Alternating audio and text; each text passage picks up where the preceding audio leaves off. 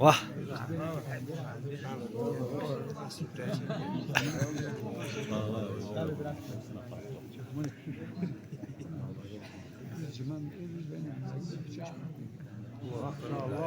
Maşallah.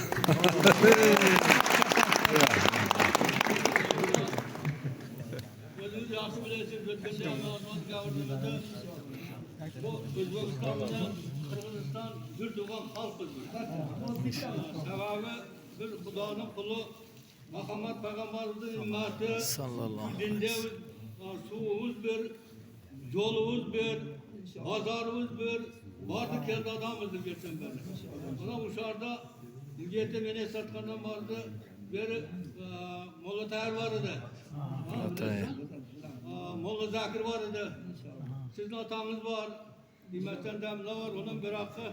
Dört tovak sakallar, bizim şu Özbekistan bilen Kırgızistan'ın ortasındayım, uşar bilen bizi roğuttu, biriktirip durgan aksakallar vardı.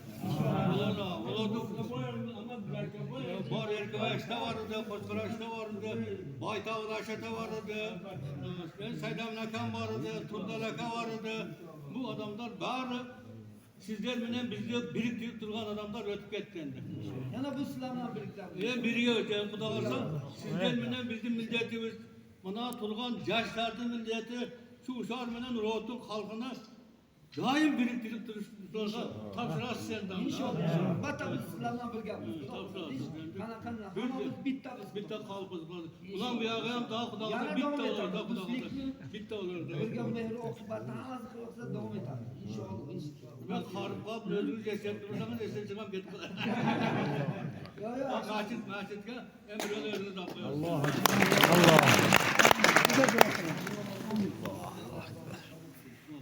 Yüzge krizle akıda kurasın. Allah'tan şimdi onu buradan çöğe çağırır. Maalesef. Şu bizim aksakalımız 94'te hazır. Santur. Bizden 94. Biraz gelin Türkçülerimiz çok kötü. Damlarımız çok saklandı. Bizden çok kırmızılardı. Bazı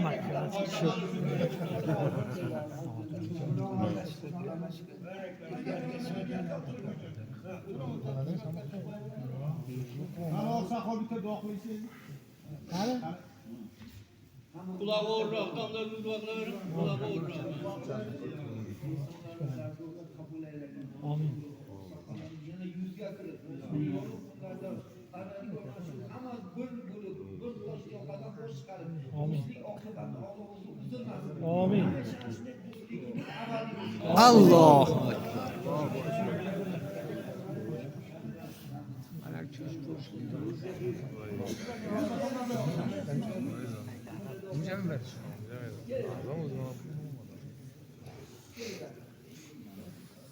Hala.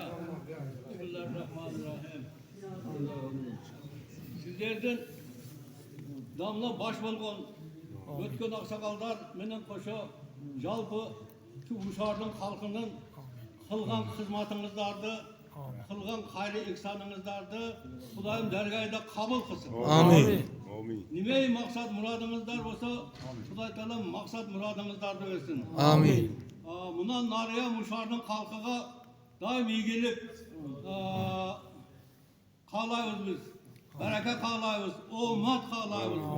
Amin. Daim ummatta olunuzlar. Sizler bilen biz daim dostlukta, birgelikte bolaylı. Sizler de Kudağa tapşırdık. Ahırınızlar bakayır olsun. Allahu Ekber. Ey rahmat kış gelsin.